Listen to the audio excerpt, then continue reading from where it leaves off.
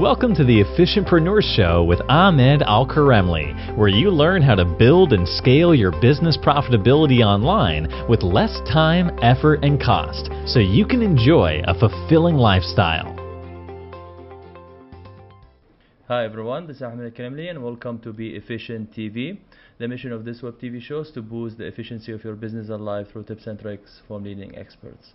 And today I have with me Dr. Bob Rausch. He's a leadership and psychology expert and the CEO of Energy Driven Leader INC. Welcome to the show, Dr. Bob. Thank you, Ahmed. It's a pleasure to be here. It's my pleasure. Why you decided to study psychology and then you did a PhD in clinical psychology? The event that really shifted me or moved me to psychology is when I was in the Air Force. My father took me back to the airport, and we were having coffee, and his coffee cup ran out, so I went up to get the coffee pot. The waitress wasn't there, and I filled his cup, and then I went and filled a couple other people who were waiting in the restaurant. And when I went back to the table, my dad said to me, "You have always been that way. You've always been a person who wants to serve other people." And that really resonated with me, and I thought, I need to get into a profession that helps me really understand people more and to serve people more. I truly believe I have the gift of encouragement and service to others. I just love doing it. The clinical part of psychology was when I got into my BA and my master's, I thought, I need to know about abnormal behavior, because if I know more about abnormal behavior, then I'll recognize normal behavior more effectively. So that's why the clinical part, and also I truly believe that people are respecters of people, and I felt like having the PhD would open more doors for me in terms of helping others. You did your degrees a bit late because you served at the Air Force at the beginning? Yes, sir, I did. Yep. What did you learn serving for the Air Force, and from the war you participated in Vietnam as well? When I got into basic training, I decided about 2 weeks after I was in basic training that I had made a huge mistake, that I needed to get out of the Air Force. And so I went to this training instructor, and I told him we always had to be very respectful. He wasn't very nice to us, but that was part of the process. And when I went to him, I asked him, I need to go back to Baltimore. And he said, "Sit down." And I always did what he said. And I sat down, and he said, "Listen, this is the easy part of your life. The rest of it is going to be difficult." And that was another one of those resonating moments that, I thought, I need to stick with this. And so I did. I stuck with it. And in doing that, I learned a great deal about being part of something that was important. What I learned from the war was nobody wins. No one wins in a battle. I'm not a warrior type. I'm not a war type person. But what I saw in the Vietnam conflict and all of that is there are no winners in any war. Then you started hosting a radio show, I think in the 80s or 90s. How did you get into that? After I started my private practice, I got my PhD in Santa Barbara, California, and I went back to Louisiana. Wasn't where I was from, but I went back there because I served in the Air Force there. And what I knew is that I needed to broaden my mission, my purpose. And one of the master level guys on my staff, on my team, had been a disc jockey, and he had a radio station there in Louisiana. And I told him, I said, "Hey, David, why don't we start a program, a call-in program called Strategies for Living. And what we'll do is we'll go down every now and then, and we'll take some of our other associates and go down. And we had the greatest time with that call-in show. It was from 5 to 6 o'clock from Monday to Friday, and we had a great following with that. I mean, we dealt with issues like anxiety or depression or marriage or all different types of issues that we had studied and we were experts in. It was called Strategies for Living? Strategies for Living, yes. This episode is brought to you by the Efficientpreneur Club. The Efficientpreneur Club is a private and affordable one-on-one business coaching club for business owners and entrepreneurs who want to build and scale their business profitability and performance with less time, effort, and cost, and without risking their freedom. So whether you are still figuring out the right business model, strategy, and pricing, or you need help to improve your funnels, ads, sales, and conversion, then the Efficientpreneur Club is for you. Your business challenges are not going to fix themselves unless you fix them today. And the consequences of not addressing that today is your business profitability and performance will not improve, and your relationships and health will continue to be affected. It's no wonder that building and scaling a business becomes so stressful over time, but it doesn't have to be that way. The Efficientpreneur Club will help you take your business to the next level with a private and affordable one-on-one coaching with me personally, tailored to your unique needs. I will help you clarify your direction, set a strategic action plan, and guide you step by step to build and scale your business efficiently.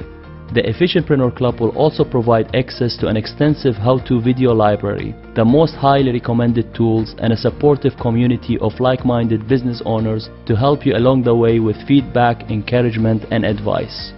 The Efficientpreneur Club is the perfect place to be if you want to maximize your profits, minimize your workload, and scale your freedom and efficiency. So check it out at efficientpreneurclub.com and say bye-bye to generic courses, secretive gurus, and expensive mentors.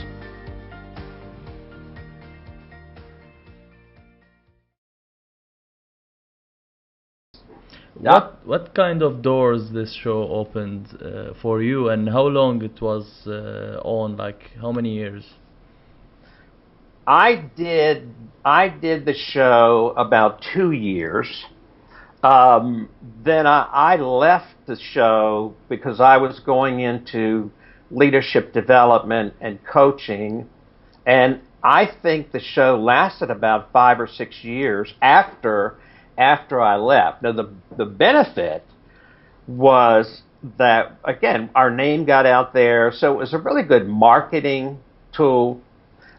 But the real benefit to me is we had some people who couldn't afford therapists, couldn't afford to go for counseling or whatever, and they literally would call in and we'd do a little counseling over the radio. So it was not only very helpful for people, it was a lot of fun. It was a lot of fun. You know, every now and then we'd get a kooky kind of a call in or whatever, but we made those enjoyable, and so it was good. You've been practicing psychology for over a decade. Why you decided to transition into public speaking and coaching? You know, I get the feeling that I'm a little like you because you know presence here. I mean, with your program, and I have always felt if I could get to the top leaders, either of a company or a country or whatever, I would have more impact on the people in that company. So what I decided was leadership development would broaden my perspective and broaden my opportunity to touch the lives of key leaders. I only work with top leadership, CEOs, CFOs, the corporate level executives. And again, it has. I mean, so I impact a CEO, and he or she impacts their leadership team, and then with that, I mean, a whole company gets to be impacted by the work that that I do, and I say that humbly. It's I love my work, and so it broadened my opportunity to touch the lives of other people.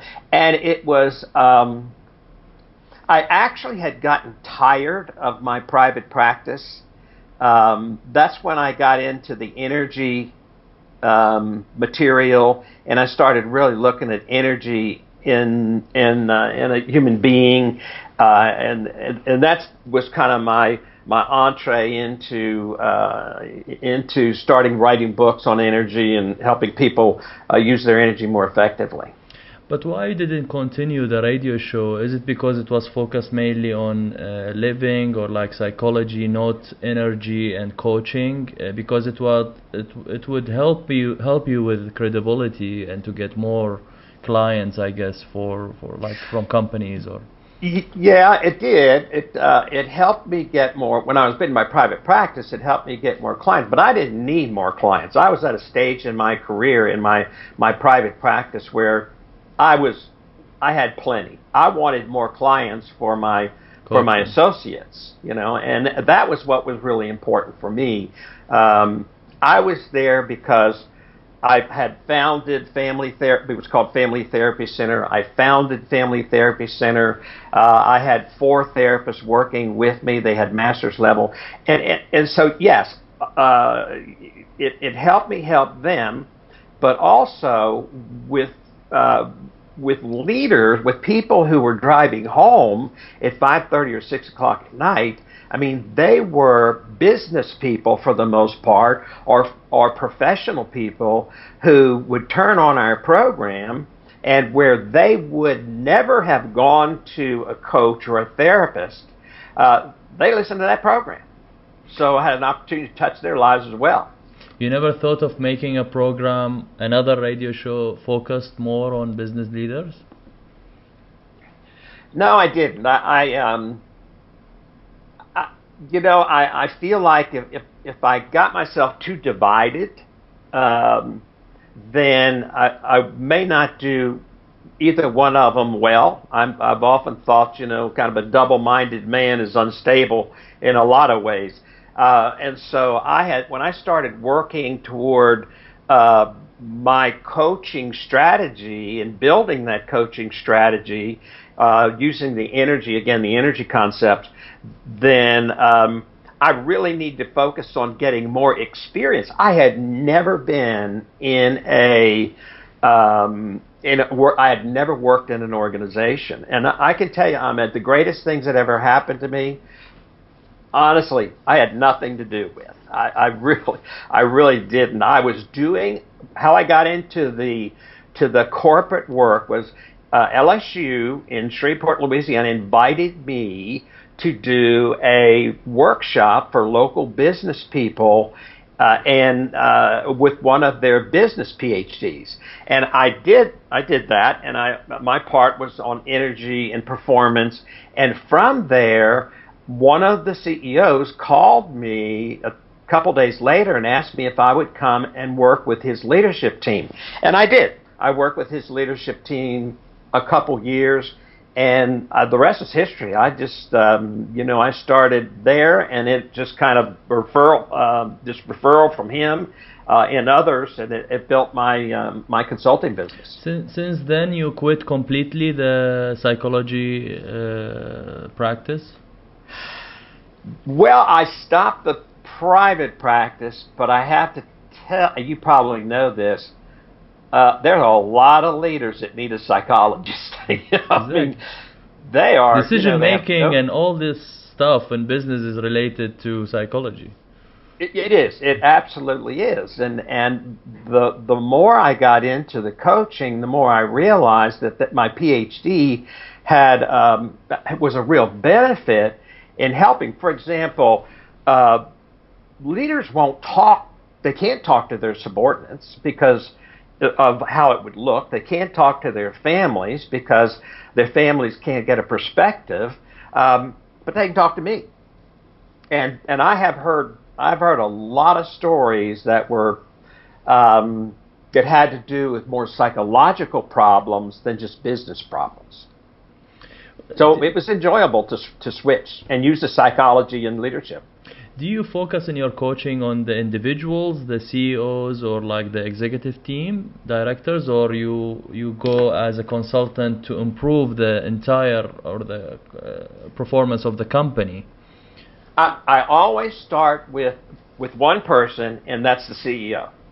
Now, I've never had, well, I can't say never, maybe a couple times over a period of 15 or 17 years, I've had a CEO that they just wanted the work themselves.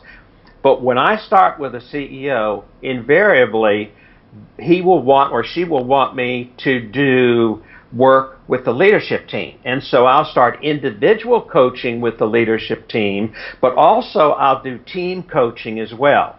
So I'm starting with the leader.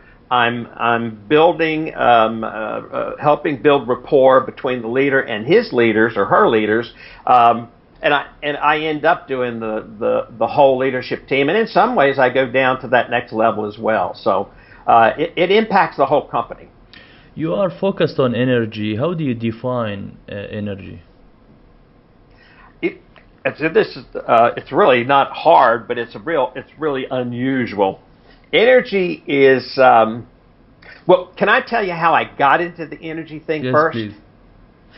I told you I was really getting tired of my private practice. We had in the United States new insurance programs, managed care, a lot of things that reduced my income, and it reduced my ability to do what I wanted to do best, and that is just help people. And I remember one night staying at my office late, and I was walking around. No one was there. I was walking around, and I was praying, and I was saying, I got to have help. The people I'm working with aren't getting any better, and I'm getting worse. I mean, I was just really exhausted, and I developed a lot of anxiety around what I was going to do and what I could do. Well, I got this answer. I mean, it wasn't a verbal answer, but I got this answer that, Bob, these people are out of energy. And I've always thought, Ahmed, that the simplest things in life are the most profound.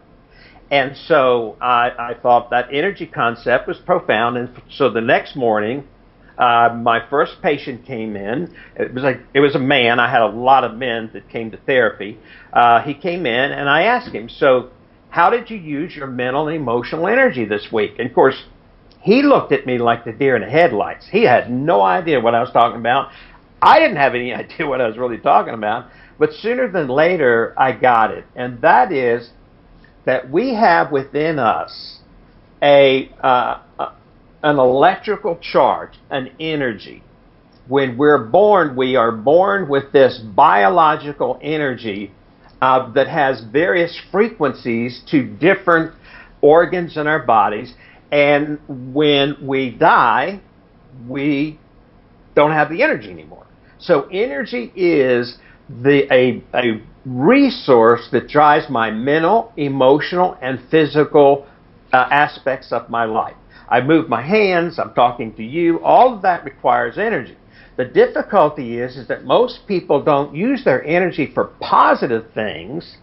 They use their energy for worry or discouragement or frustration or whatever, or conflict on a leadership team, rather than using it for performance. So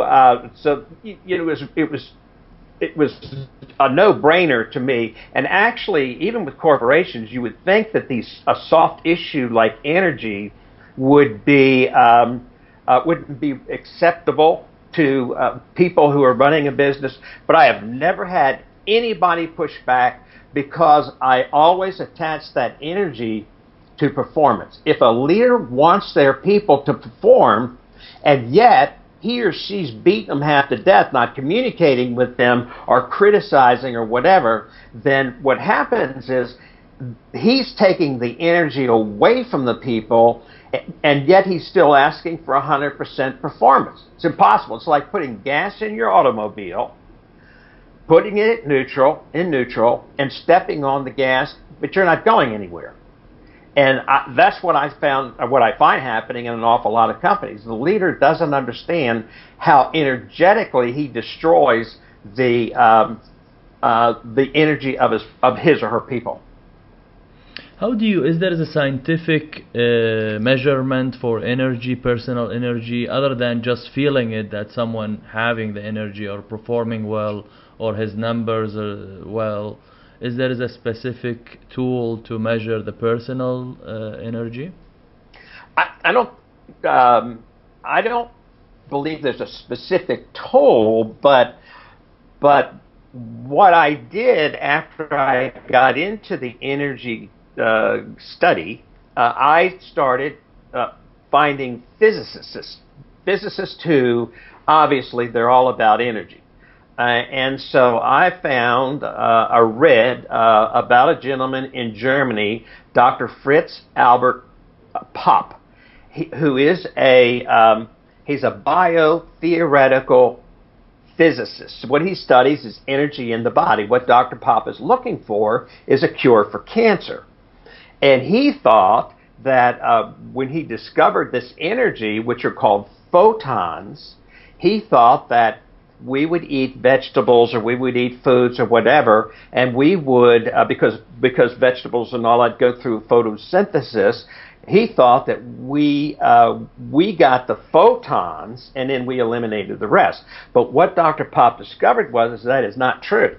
That our DNA in the womb, our DNA creates these frequencies of energy, and each of our systems has a specific frequency. For example, your stomach, from your DNA, has a frequency of energy that only is read, the cells are read this frequency, and it's just for your stomach. Your heart has another frequency. So we have these frequencies of energy in our body. Now he scientifically, I can't explain it, but he scientifically discovered that. And what he said is these frequencies do two things.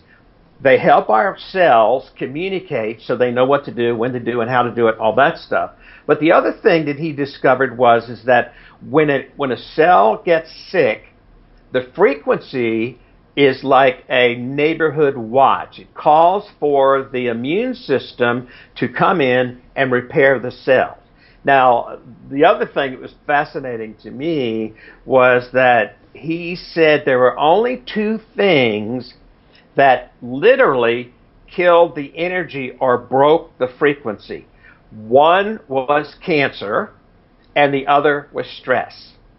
So you think about the number of leaders who are under incredible stress, and what they're doing is they're really setting themselves up not only to interfere with those frequencies, but setting themselves up for illness, cancer, heart, all that stuff.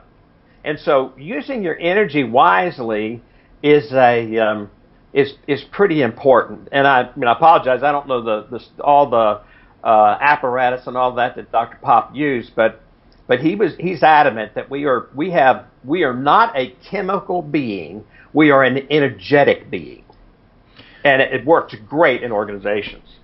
When you work with CEOs or executives, what kind of questions you ask to assess their performance as leaders?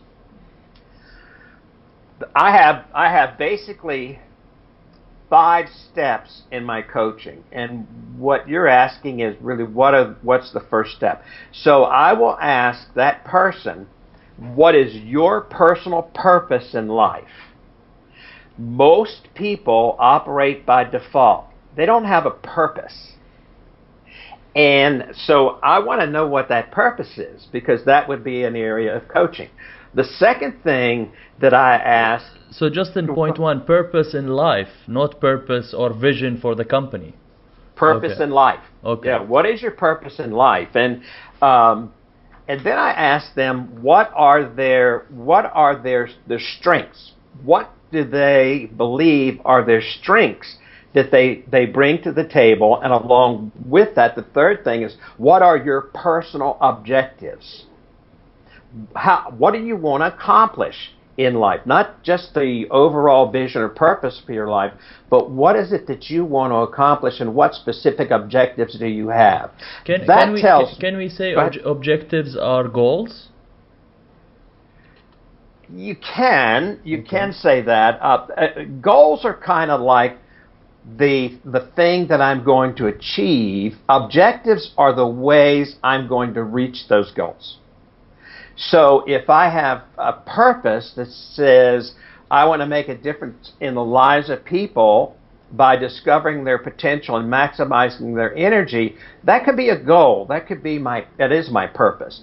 But my objectives would be several things that I'm going to do on a daily basis to reach that particular purpose or that particular goal. So they're the steps. They're the steps as we go along.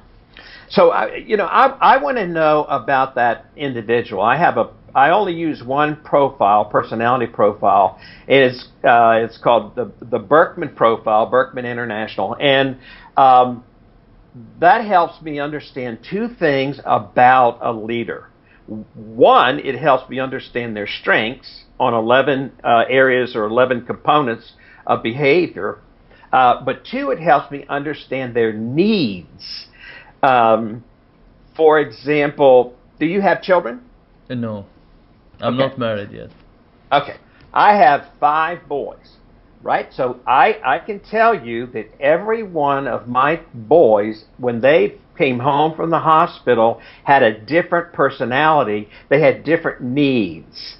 And in an organization, if we fast forward to people going into a corporation, people will recognize the strengths of one another, but they don't recognize what that person needs behaviorally, and a lot of times that's what causes the conflict. The other thing, referring back to the energy, is that if we don't get those behavioral needs met, then we get into stress, and then we're burning our energy for all the wrong kinds of things. But how about if the needs are needs for bad things? How do you correct that? The needs that I'm talking about are behavioral needs for things like, I am a very candid communicator. I like one-on-one communication, and I'm very candid. My need, however, is to feel value to you and you personally, so that we get off the air and you say, gosh, Dr. Bob, that was really, insightful, or whatever you would say, or hopefully you'd say that, and I'm enjoying it. Thank you. But when we talk about bad needs, typically a bad need is it's not instinctive. A bad need is a cover-up to try to get something in a negative way. For example, if a leader is hostile toward a team member, that's not always about the team member. Sometimes it's about the leader. The leader just doesn't like the person or whatever. So we have anxiety's another one. Anxiety we would call a bad behavior. I mean, it makes people, very nervous and everything else.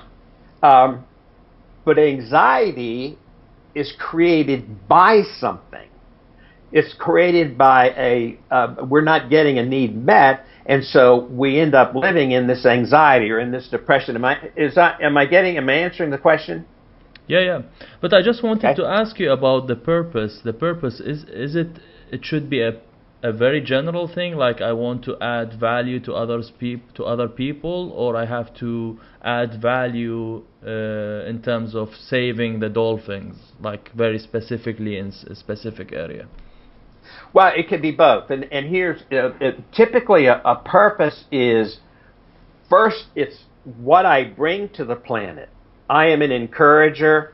I am a person who likes to see others be successful. I mean, I brought that to the planet. You personally have done some behavior you have some belief that you've had your entire life. You did it when you were 5, 6, 10, and you do it whatever age you are now. We define what that key gift or that key talent is, and then the second part of a purpose is, how do I use it to touch the lives of other people? So, for instance, if I was born with the talent to do mathematics, which I promise you, I was not born with the talent to do mathematics.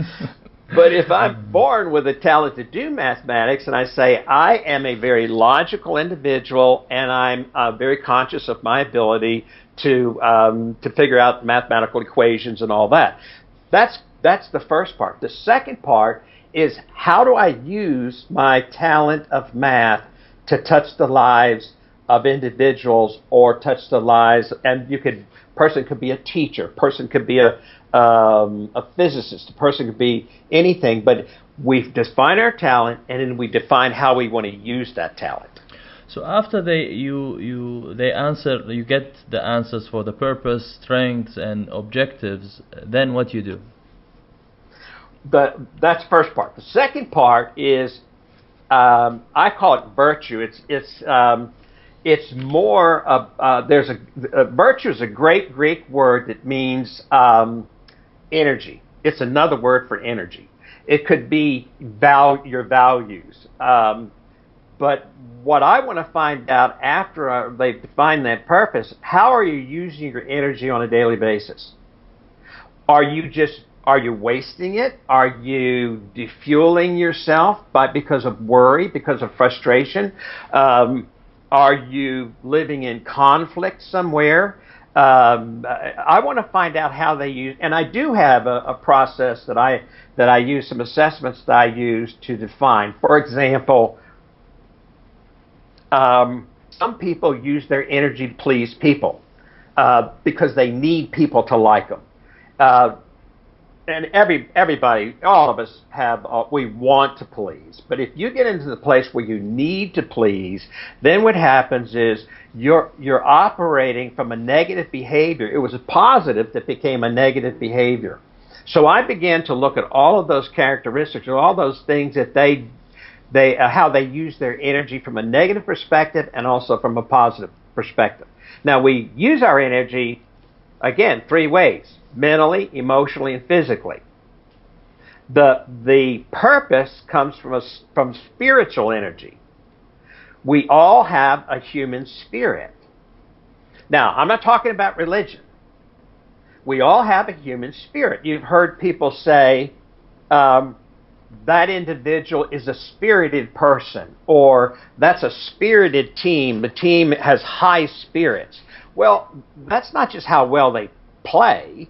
It's the idea that it's their belief, it's their heart belief about what they're doing. And so my thing is to find out what that is, and then to find out how they use that in their daily life. And then you get into more deeper into habits, their habits, and how they do the things, and how they answer emails, or how they do their exercise, or you don't get so deep. How they communicate, how they do work-life balance, how they do, how they create collaboration on their teams, how they communicate with their children or their spouse, or all of those kinds of behavior, because it affects everything. And I'm looking for that. Again, if I have a leader who goes in, great example. I was talking to one of these leaders. I have a company in Florida that I'm working with, and it's a huge company. And the CEO was going to interview a CFO for the CFO position in his company. But what the CEO was doing is that he was operating off of how the old CFO was, and he was coming up with these. What if I don't like him? Well, what if he just he's not humble, or he's not this, or? And I told him, I said, you're setting yourself up to reject this guy. You're not giving him a chance to show you his behaviors, because you've already determined in your head there's something wrong with him. And if you think there's something wrong with him, there's going to be something wrong with him. So that's kind of what I'm talking about. So what I said to him was exactly that. You need to clean the slate here.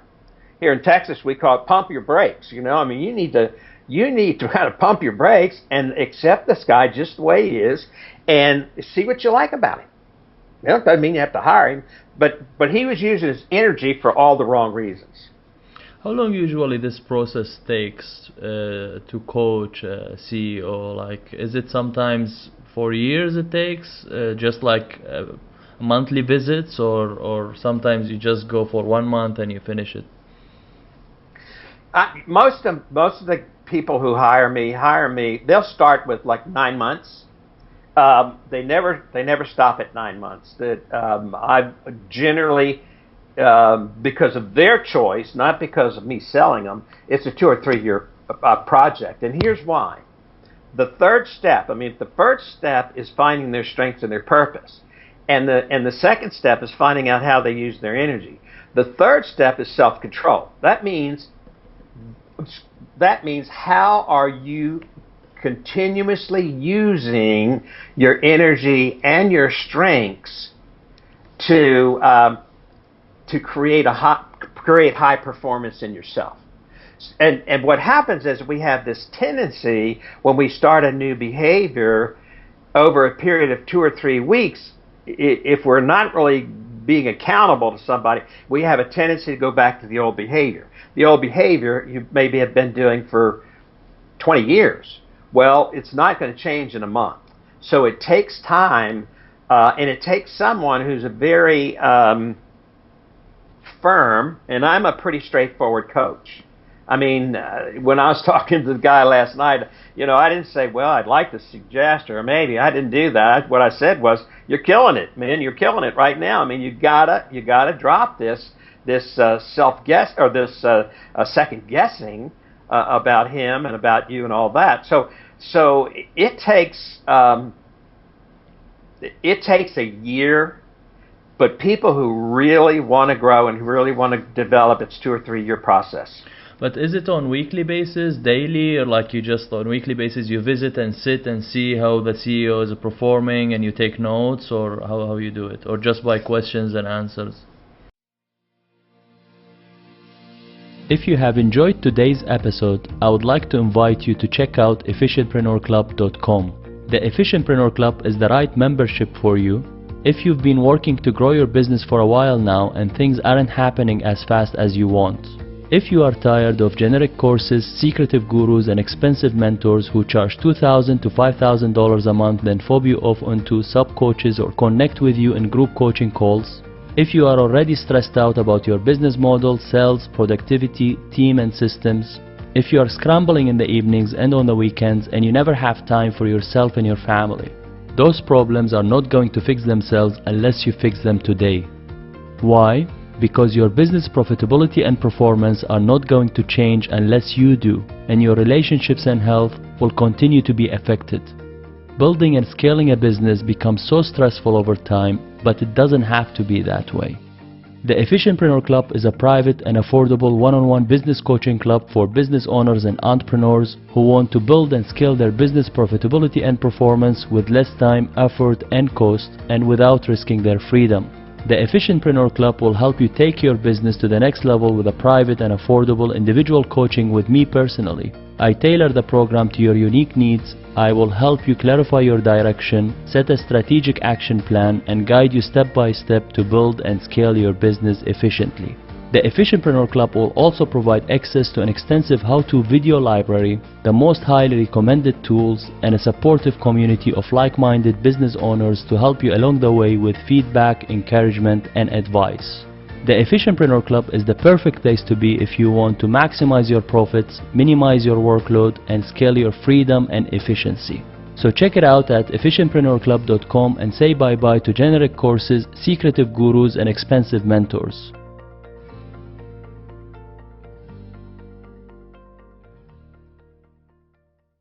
I do set up a schedule, and the schedule is typically an hour and a half every 2 weeks.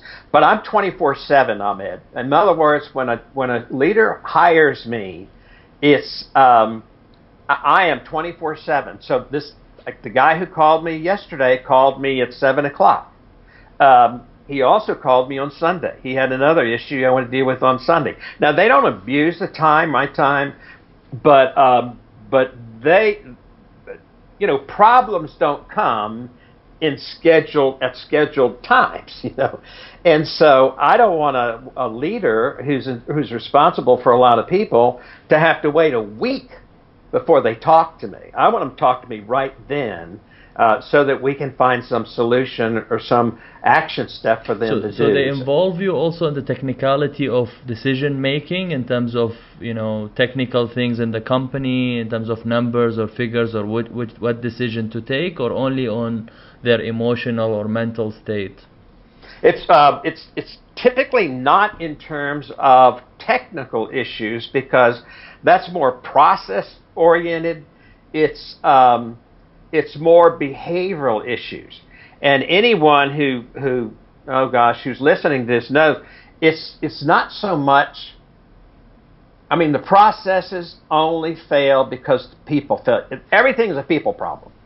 And so it's not just working with this individual in terms of emotions or his mental processing, but in terms of his behaviors. How does he behave with other people? How does he lead other people so they really want to follow him or her?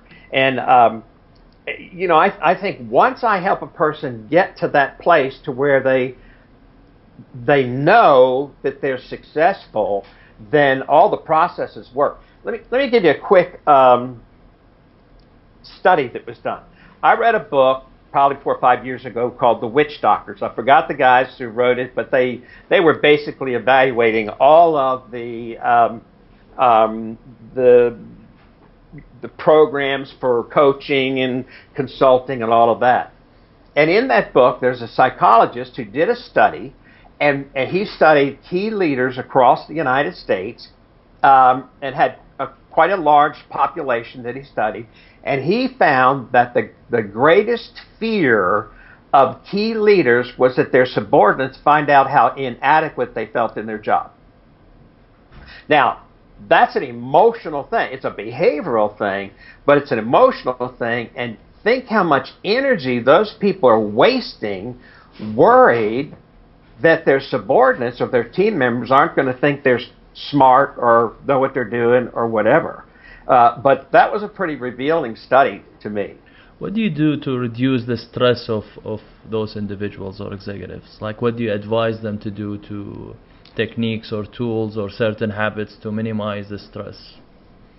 Well, the first thing is that I really do want to find out what their behavioral needs are. For instance, I am not a structured person. I'm not a highly structured individual. I have learned one of my strengths is I've learned to be structured. I have your questions here. I have my answers there. I don't look at them, but I have them there. My need is not to be highly structured. My need is to take whatever the structure is and make it mine. In other words, I have to create a structure that works for me. So I can't just read a book and say, okay, here's the way you make goals, this is the way you do this, this is the way you do that. I have to take it and I have to put it in Bob's context and say, now how do I need to do this? Well, and I do it differently than probably a lot of people. So the first thing I want that person to know is that you've got to find ways to get those needs met. If you don't get your needs met, that opens you up for stress. For another example, if I need to feel value to Ahmed, and that's a need of mine. That's not a dysfunctional need, it's a need. If I need to feel value from you, and you're my superior who really is kind of more candid, matter of fact, straightforward, whatever, what do you want? Why are you here? And I don't feel that value, then over time I'm going to be stressed because I'm not getting my need met. If I am a person, for example, I have a high empathy level. My empathy, or how we deal with feelings, my strength is to be very candid and be more objective when I hear a feeling. Here's what you feel. Here's some things you can do. My need is to talk about, when I go through an emotion, I need to talk about it. I don't need anybody to give me the advice. The more I talk, the more I solve the problem in my own head.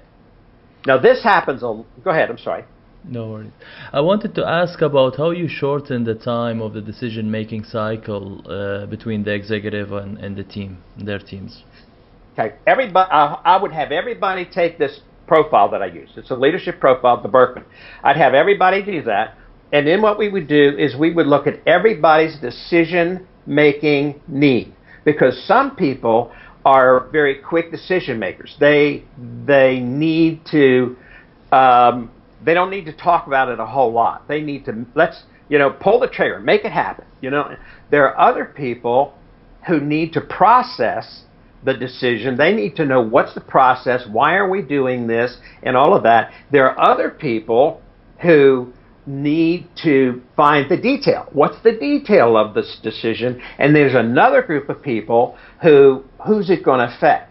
How's it going to help our people? When everybody on a team knows there are these 4 ways that people make decisions, then what happens is, what I do is I help them collaborate. So we're going to use the person who wants a quick decision. If we get bogged down, we're going to use him or her. Or and we also want to use the person who's a processor. If they get too bogged down in processing, the person who likes to make quick decisions can help them. In other words, we use each other's behaviors to come to the decision, and that makes decision making a whole lot faster and a whole lot easier. Is poor judgment is part of the learning process to gain experience and a better judgment, or there is another way to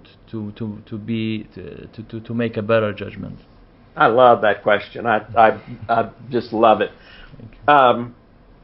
Walter Wriston, who is, I think is retired, was a former chairman of the Citibank, said this, that good judgment comes from experience, and experience comes from poor judgment. So when people go through setbacks, when they go through adversity, when they go through trials, when they go through failures, the point is not to beat ourselves up because we went through the failure. It's to look at what we did, what was the learning from the failure. In one of my books, I have a statement that basically says that persistence without resistance is repetition. Now, let me say it again. Persistence without resistance is repetition. What that means is this, that if I am only persistent and I have no troubles, I have no resistance, I'm just being repetitious. It's just a repetitious thing. If you can envision a weightlifter. My oldest son was trying to get on the Olympic weightlifting team. And so what Bo would do is he took a 45-pound bar, he took a 45-pound plate, put it on one end, another 45-pound plate on the other end, had 135 pounds. Now, if he had done that, 100 times, definitely he would have gotten stronger. But the way he really increased his strength was to add more resistance or more weight. That's my example of when we come into conflict or we come into difficulties, that the difficulties teach us more than going to school and learning it from a book, let's say. I mean, I know so many people, and I'm sure you do, who come out of college and think I got this made. I'm gonna, this is the way to go. And man, they run into the world, and the world just beats them half to death. But it's the idea of taking those resistances and learning from them that really makes us exceptional leaders.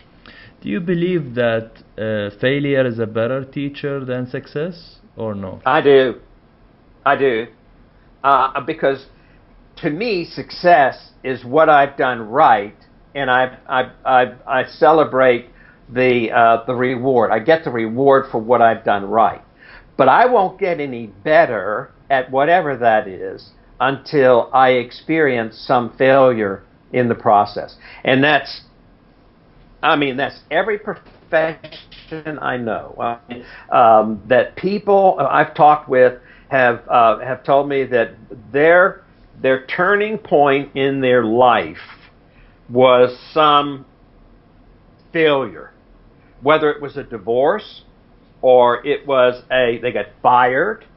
In fact, I think it's one of the gurus in the consulting business says the best thing that could ever happen to a person is they get fired from a job. It's kind of like, why is that? Well, it awakens their creativity, their what they need to do next, how they need to move towards success. So I believe that failure is a great teacher. So success basically drives people into their comfort zone. Oh, that's a great way of saying it. Absolutely. How do you define work-life balance? That's always been a hard one for me. I don't know if I believe in it. What I mean by that is, I struggled with this when my children were little, because we talk about being home and being at work. I think it's more the idea of quality rather than quantity. I am going to spend more quantity of time at work. So I'm not going to spend as much time with my children, the quantity of time. What I do need to do, though, is I need to, when I'm there with them or with my wife, I need it to be quality time. And so it's like not dragging home everything from the office, and my poor wife and kids have to they don't get any of my time. So for me, it's more of an issue of being present where you are, and having some I don't know if we call it equilibrium or whatever. When I'm at work, I'm at work. Now, my family knows that they can call me and they can interrupt me no matter what I'm doing. And the kids knew it, my wife knew it, and they would. I told my staff, I said, there are two people who can interrupt my meetings. One is if a doctor calls me, another doctor calls me, and he has somebody he wants to talk about, he can or she can interrupt, and my children and my wife. So there was like a priority there. But a lot of people get out of balance, particularly men, maybe men more than women, because they have to prove themselves. And in the United States, and this may be true of all around the world, but in the United States, our identity is attached to our work, and that's a mistake. That's a big mistake. What's the difference between fulfillment and happiness? You ask some really, really interesting questions.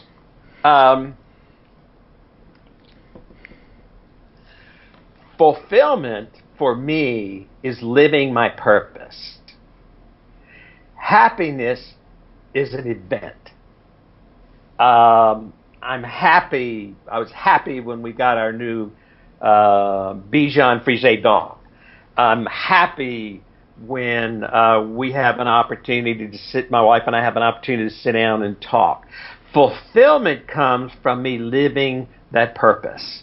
Fulfillment to me is a heart thing. I know happiness is an emotion, but happiness is more of a head thing to me. It's an experience. It's an event thing. So fulfillment is only linked with the purpose, or it's linked with so many different things, like let's say family, kids, fun, business, financial wealth, physical wealth, spiritual wealth, so many different aspects. Yeah. Or mainly linked with the purpose. Yeah, it's linked with the purpose. So when I walk into a convenience store or a department store or whatever, I need to go fulfilling my purpose. And my purpose is, to, as I said earlier, to make a difference in the lives of people by helping them discover their potential and maximize their energy. So when I go into a restaurant, for example, I can fulfill my purpose by finding out the name of my waiter or waitress. and ask them, how are you doing? What time did your shift start? Gosh, it was great food, whatever. I can fulfill my purpose everywhere that I go. Now, will every waiter or waitress make me happy? No, some of them are miserable when they come to work, so they're not going to make me happy. But I can still fulfill my purpose. Is every employee can be a leader, or because they are an employees and they have managers or leaders above them, it doesn't make sense that everyone has to be a leader? Yeah, isn't that an age-old question? People are always asking, what's the definition of leadership? And I would say no, not everyone is going to be a leader. I know of the people that I've worked with. I had a guy in the steel industry. I didn't work with him, but he started off his annual meeting by saying, he was CEO of this company, by saying, I feel like the organ grinder, and you all are a bunch of monkeys. Now, that is not an energy refueler. I'll guarantee you, it is not. But he was in a leadership position, but he was not a leader. So I know people, and we all do know people who are in. I finished working with a guy not too long ago, his company, and he went right back to the old way of doing things. He's a firefighter. He's a manager, but he's never going to be a leader. But does that mean that if I want to deliver a bad news or tell an employee that you are not performing well and I have to pressure him, I should do that indirectly through my assistant or through his direct manager, and I always show myself as a leader only in the positive events? No, it doesn't. It's the idea when you talk about like talking to someone about their performance and the leader not doing it but letting managers do it. Is that what the question is? I'm saying that you say that leaders should not demotivate the employees. So my question was, as a leader or the CEO of the company, I should not, let's say, if I see an employee who is not performing well, I should not pressure him directly as a CEO or the leader or the influencer of the company or the main. I represent the image of the company to pressure him, and I should pressure him indirectly through through his direct manager or through my assistant, because sometimes you cannot. You have to, as a CEO, if someone is not performing well, you have to give him a hard time, but in a different ways, of course. But that's a question. Yeah, and see, what I would say is that if I have a poor performing employee, my first thing would be I would have the manager or the supervisor or whoever to take care of that. But let me look at it from a bigger perspective. We often see correcting behaviors as a conflict. We see it as confrontation and conflict. And see, I don't believe that. When you are wanting to correct behavior, then what you're literally doing is you're disciplining the individual to do something better. And I think it needs to be done through their direct supervisor. I don't think a CEO needs to go down and usurp his authority and jump over his supervisor to correct behavior. But there is a thing, and this is a whole other topic, but there is a thing, this business of disciplining employees. A discipline is a Greek word that means to save the mind. It doesn't mean to criticize, beat to death, whatever. It means to save the mind. So literally, when we're disciplining someone, we're not disciplining them because they did something wrong. We're disciplining them so they don't do it again. So it's a growth thing. And if a leader communicates that methodology, that thought process to his or her vice presidents, supervisors, whatever, that when you're disciplining, you are disciplining to correct future behavior. So we're going to make discipline a positive aspect of our organization. I wrote a course on that. How to achieve self-awareness and why it is important for leadership? Oh gosh, that's another one of your great questions. If I'm not self-aware, I live by default, which means I live by every event that comes my way. So if I have a flat tire, then I have to get I operate by default. I have to get all angry and all frustrated and everything else. But if I'm living by purpose, and I'm aware of that purpose, I'm aware of what makes me sad. I'm aware of what makes me exuberant or happy. For example, when my energy level goes low, I will invariably withdraw from people, and I get irritable very easy. So I know that I'm self-aware that I need to keep my energy level high so that I don't drop into what I call the threshold of energy, that low level of energy. So self-awareness is so key. The first 5 steps of my coaching is all about self-awareness. The 6th step is about their team.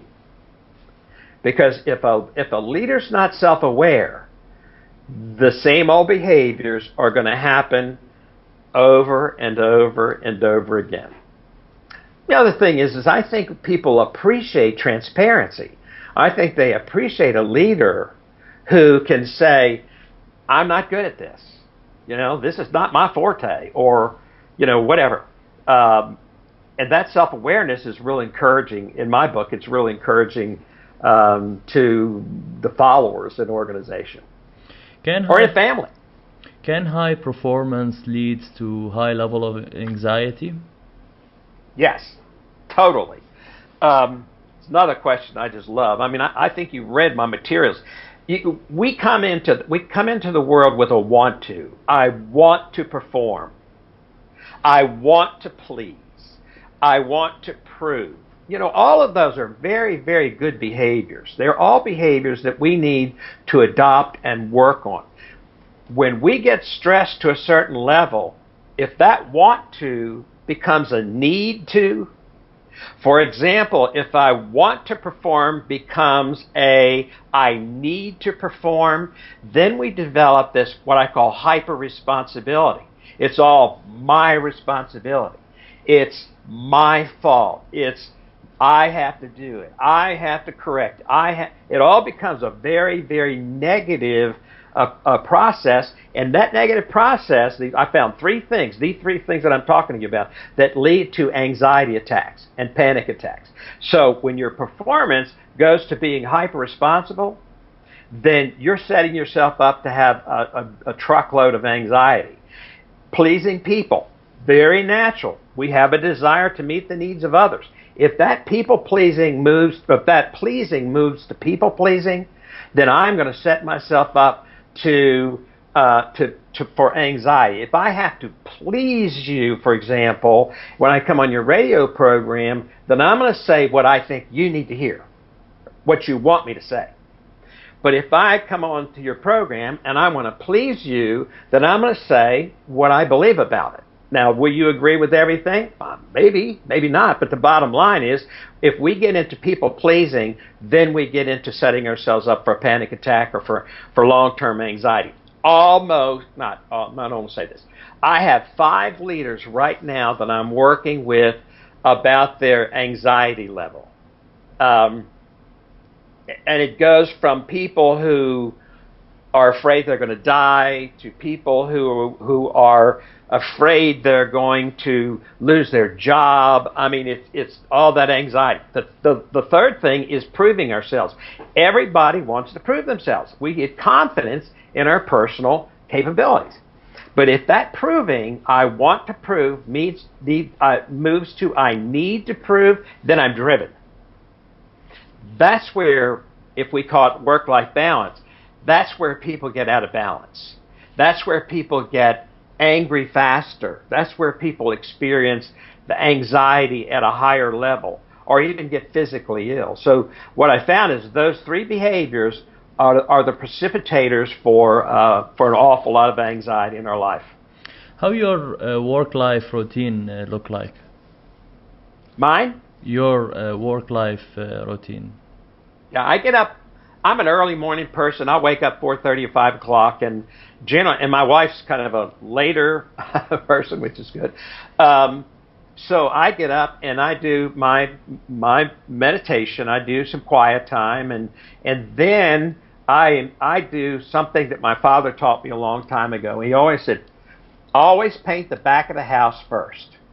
Now, what that means is if I paint the back of the house first, I'm going to paint the front of the house. But if I paint the front of the house first, I may never get around to the back of the house. So the idea is I always do my detail work in the morning when I have more energy, when I'm fresher, and all of that. I do the more fun things like this, or meet with people in the afternoon, because it doesn't require as much energy. And then I stop at 5 or 5:30, unless one of my clients calls me. You know, somebody asked my wife the other day, you know, why is Bob not come out to these networking events? And she said he just doesn't like to be out, you know, in the evening. And I said to her, I said, you know, if people can't get in touch with me between 4:30 in the morning and 5 o'clock in the afternoon, they probably don't need to touch base with me anyway. Now, everybody's not that way. I always write or build my courses when my energy is the highest, and generally that's the morning. So I do a lot of that in the morning. And as I said, I go and do individual appointments in the afternoon. What's the techniques that you're using to write more efficiently? Like when you start a book, you structure it first, or you just write and go with the flow? What's your strategy or technique? Because writing is hard. Yes, it is. Yeah, it took me 7 years, Ahmed, to write my first book. I mean, it took me a year to write my second book, and it took me 6 months to write the last two. My strategy is I have to have a rough outline, and then I have to get into I call it my heart writing. A lot of times we want to educate people. I wanted to educate people, and people need more education like they need a hole in it. What I have to do is I have to think, whose life was impacted? Like I've given you a lot of illustrations about people.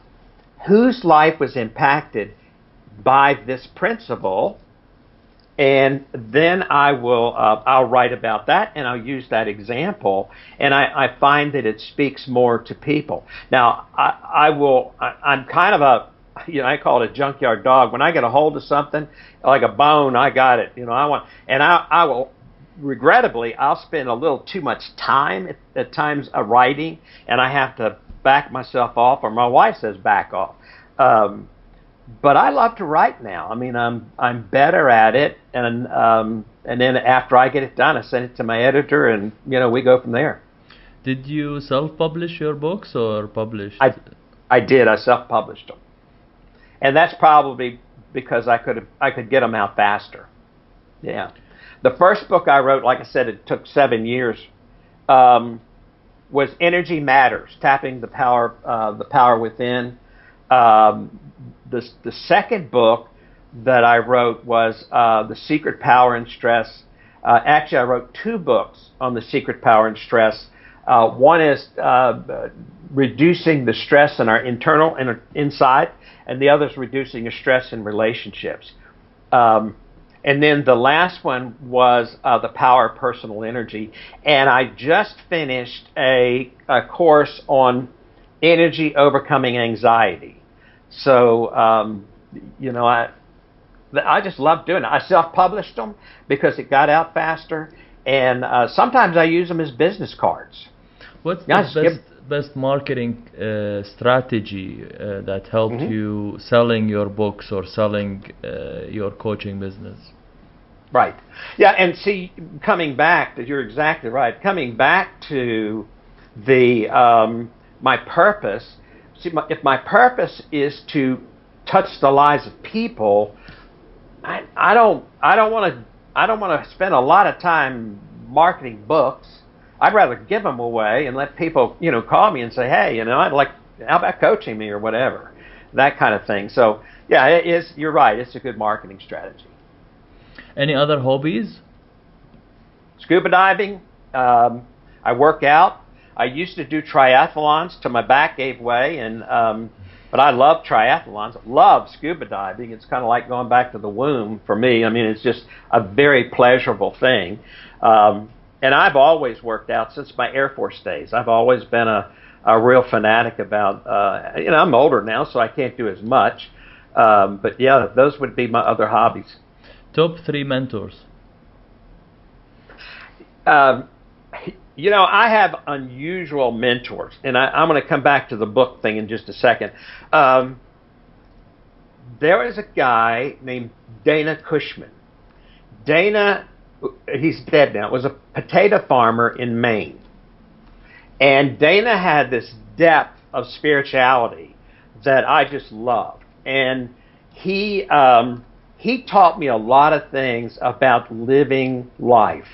I had another, Bill McGrain, a guy in Cincinnati, Bill McGrain Sr. Bill loved me and I loved him. I mean, he was older. He was just the kind of guy who, he taught me my most important statement. I know you have that as a question.